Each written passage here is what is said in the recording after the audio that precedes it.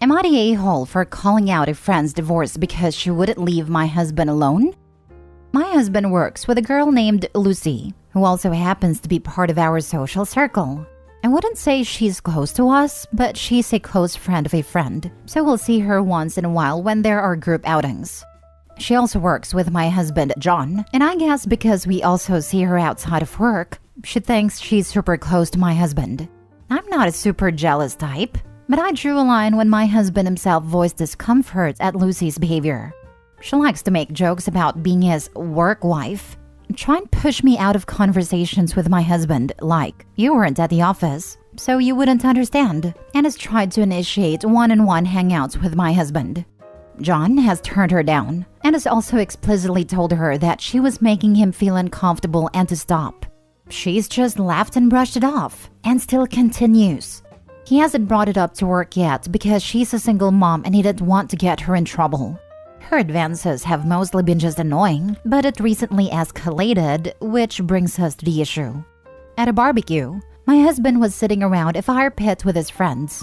I got up to get food, and I came back right as Lucy came and sat down on my husband's lap while joking, "Your work wife can entertain you while your normal wife is busy." This was the first time she made a physical advance, and my husband immediately jumped up and pushed her off. She laughed and told him to stop being so sensitive, and I could tell it embarrassed my husband. It was at this point that I told her, maybe if you had focused more on being a real wife instead of a work wife, you wouldn't be divorced. Lucy immediately left the party after that, and I found out from our friend that she cried in her car. She since skipped and avoided all events where I'm there with my husband, which has caused a strain with our mutual friend. Most of our other friends were on my side, but some said I was too harsh and that Lucy was just kidding around. Now for the top comments. Not a-hole. Lucy is trying to steal your husband. Thankfully, he is a good guy and isn't having it. Time for him to go to HR. There's a non-zero chance that she'll go first and report him for harassment. Good luck. He needs to file that yesterday. He should expect fallout for not addressing this more seriously. Work friends turn on each other constantly. Not a-hole. Lucy crossed a big line and needed to be put in her place publicly. It's probably the only way you and your husband could get her to stop.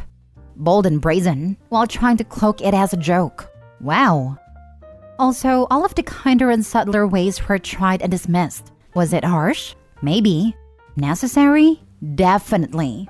Not a-hole. Not a-hole. Lucy is lucky that she just felt your wrath, rather than your husband going to HR like he should. I understand completely why your husband doesn't want to. There are probably two reasons. One, he really doesn't want her to get in trouble. And two, it's embarrassing for a man to say they are being harassed. You should probably tell your husband that he needs to go to HR about it. She shouldn't lose her job over one instance, and she'll hopefully learn a very valuable lesson. Harassment at the workplace isn't a game. He needs to go to HR and get the facts on record before she goes and tries to twist his story. Unfortunately, he might need to start a resume as well, because HR can see it as who is the bigger liability. Hopefully his job performance is better than a single mom trying to steal someone else's husband and keeping him as in the company's better interest. Next story. Am I the a-hole for not wanting people at our pool? My fiancé and I own a house with a pool in the backyard. His brother Jay had asked the day before if him and his family, wife plus 3 kids, could come over on Sunday to swim after one of the kids' sport games, which was at a park close by to us. Now, fiancé and I own a business together that requires working from home on Sundays. Everyone that we know is aware of this, including his brother. I voiced my opinion that I felt it was weird for people to be at our place while we were working in the basement. But fiancé assured me that it would just be chill. He said it's normal for a family to use people's pool even if they weren't home. So, we let them come thinking that they would swim for maybe an hour then leave. But it wasn't just them. Fiancé's parents also came. We figured they would. But the kicker is that Jay also invited 2 of his friends plus their partners and their kids as well. We do know these people, but both fiancé and I were not aware of this beforehand. So now it's a full-on party in our backyard while we are working in the basement. I became very annoyed that they did not only invite themselves, but some of their friends as well. It made me feel guilty that I couldn't be in my own backyard to host people because I was working. It also felt like they were just using the house and didn't really care about seeing us, the homeowners. Not to mention, the house was a complete mess. We had a busy Friday and Saturday, and I didn't bother cleaning much before because I figured it would just be Jay's family. Everyone was here from 1 p.m. till 7 p.m. We finished work around 3 p.m., at which time, fiancé put on his swim trunks to join them outside. I got in a pretty bitter mood from it all and stayed inside. I didn't even say hello to anyone because I figured they weren't even here to see me, just my pool. I did some laundry and some cleaning up, and I did end up seeing a few people who were coming inside to use the washrooms. I said hi and tried to make some small talk, but I really wasn't happy. Fiancé came in and said that I was creating an awkward/unwelcoming atmosphere by not being outside. I told him I never planned to have a party today, so I was just carrying on doing what I originally had planned, which was laundry and cleaning. Fiancé keeps saying that I was rude for not joining them outside after work. He also says things like the pool is meant to be used and that it's family time. Am I the a-hole? Edited to add, answering those who have asked, we bought this house together completely 50-50. Fiancé keeps saying that I was rude for not joining them outside after work. Not the a-hole. You're not obliged to host a party you didn't want with people you didn't invite. Agreed. She also has a fiancé problem. Just sounds like the fiancé is more laid back about friends and family using the pool than Opie is. Opie was perfectly capable of asking them to leave after an hour or so and could easily have said they needed a peace and quiet to work. Waiting until it's gone on a while then sulking/cold shouldering everyone is childish. Whether the family brought a couple extra people unannounced or not. Not that that isn't a bit rude itself. The fiancé is more laid back about friends and family using the pool than Opie. Of course he is. It's his side of the family. It's very usual to have an agreement that each spouse deals with their own side of the family to prevent some "how dare you say that" comments. Wanna bet that neither the fiancé nor his brother and his extended uninvited guests would be amenable to Opie going out there and say, "People, that's enough. I have work to do." This is a fiancé problem, not a brother-in-law problem. Not the a-hole. This is the most concise statement that sums up the real issue. I wouldn't say it's necessarily a problem, just a pretty severe misalignment when it comes to the pool/having guests over/boundaries. Sounds like Opie's fiancé likes having guests over and doesn't mind people using their pool whenever. And it is his pool too. He does get a say in who uses it and when. Next story. Am I the a-hole for not contributing to my boyfriend's home renovations? My boyfriend and I, both in our 30s, have been together for almost 2 years. Each make decent money, though he makes almost twice my income, and plan to marry and have kids in a year. Less than a year into dating, I agreed to move into his house, which he owned for several years at that point. Before officially moving in, all he requested to me was to pay 40% of the monthly mortgage and utilities payment and to take turns buying groceries. I gladly agreed and have consistently done that.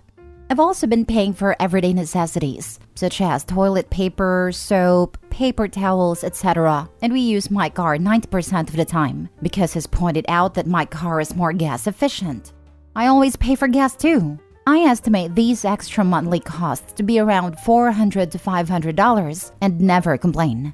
Since the beginning of our relationship, he shared his home renovation plan starting with the bathrooms, which he estimates to cost at least $10,000. I like the idea because the improvements would be nice to have. Floor-to-ceiling marble, glass shower doors, and new windows to add natural light.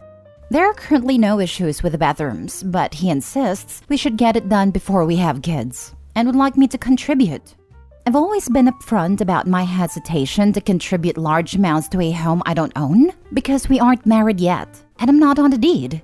I also don't want to be like his ex who contributed to similar expenses, and obviously that didn't work out.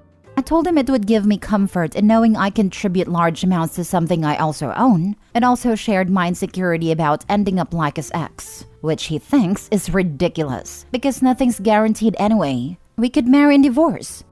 He recently had other improvements made to the house which costed about $10,000. I didn't help pay or request these things, but I have made previous comments about how these upgrades would be nice to have eventually.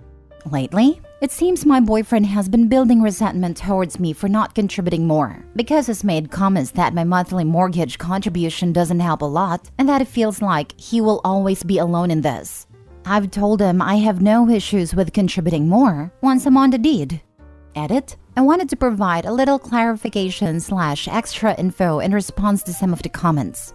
The 40% I pay is towards the mortgage and utility bills, and by his calculations, the total for that is $800. That, plus the extra $400 to $500 I spend, brings my monthly contribution to about $1,200 to $1,300.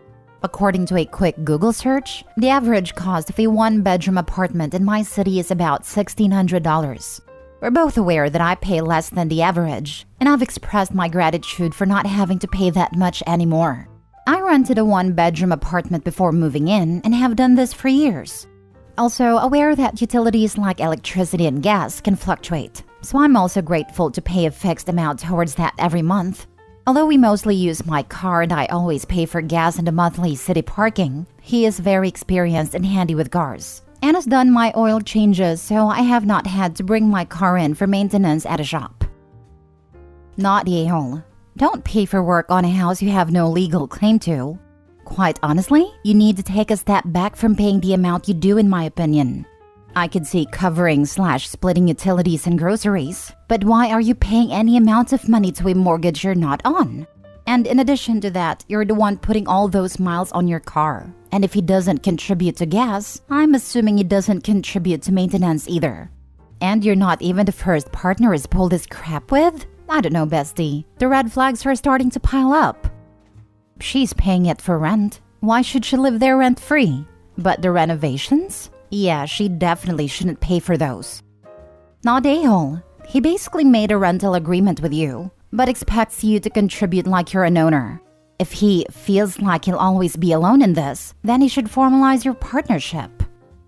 This is it. Does that mean he never plans to marry? Never plans to co-own assets, including a house? Because that's a flag of a certain color flapping in the breeze there. Not a-hole. Don't contribute to something you don't own without more agreement. If he raises the rent, discuss the gas and other costs. As far as the house goes, you're a tenant. As partners, though, it's time for a serious discussion about plans and timelines and feelings, especially if you're thinking about kids in a year or so. I would only contribute to the renovations if there was a signed notarized note detailing the monies given with a stipulation that the funds would be returned in the event the relationship doesn't work out. He could just be a man trying to build a home and life for you both, but he makes twice your income, expects 40% of mortgage for rent, and uses your car 90% of the time. That's an uneven split of costs. This smells like the guy's dangling the carrots of marriage and family to primp his home that you have no ownership claim to. Not the a-hole. You are right to think twice. Last story. Am I the a-hole for telling my wife's friend she was wrong to leave her alone? Yesterday, I had plans to take my son to a water park. I asked my friend's wife, who is good friends with my wife, to stay with her for the day. She can't really be alone right now because of her health. All of these plans were made in advance. When I got home, my wife was alone with our baby, and her friend was not there. I contacted a friend who said that my wife cussed her out and told her to get out of her home and her life. I understand that's a lot to put up with, but she didn't even call to tell me she was leaving her alone. She told me she didn't call me because my wife is a grown woman and everyone needs to stop coddling her. I said that wasn't her decision, and I felt betrayed by what she did. She called me a disaster whose life is falling apart, and that instead of passing judgment on her, I should shut up and listen for once. I didn't mean to offend her. I was just shocked by what she did. But her extreme response makes me think I did something wrong. Was I an a-hole for judging her actions? You're the a-hole. If your wife can't be left alone, you need to hire a caretaker, not pawn her health off on friends. Her friend has no obligation to be mistreated by your wife, especially when you're off having a fun day at the water park. You're stressed, and you and your wife are taking it out on someone who tried to do you guys a favor. This PPD is no joke. You put yourself first and took it out on her friend. You need to prioritize her. OMG, read his prior post. He got his ex knocked up. Don't let him say it's PPD. It's husband making bad decisions depression. Read the whole post history. They're separated because she keeps talking to her racist father, keeps inviting him to the dinner OP's cooking, and begging OP to stay. Yes, OP messed up, but let's not act like this dumpster fire of a marriage is just on him. You left her while she's suffering. So, I've stayed with her for months after my initial request for a divorce because she said she needed me. I almost lost my job because of her. I almost lost my son. She has alienated herself from almost all of our friends and is trying to prevent me from maintaining contact with them. Where is the line? When does it stop? I love the person she used to be, that I thought she was. But when does it end? Is this my life now? Have you taken her to see a doctor to put her on meds? Please take the baby from her and hire a caretaker for her until she's better. Continue on with your divorce, but know you have to pay child support. Right now, sir, for the friend incident, you're the a-hole. You need to listen to the friend. Good luck, dude.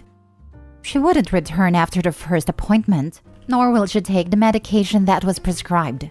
I cannot afford to hire a caretaker for her, especially since she almost got me fired by calling my boss and telling him if she died, it would be his fault when I had to go into the office for a mandatory 1-hour meeting.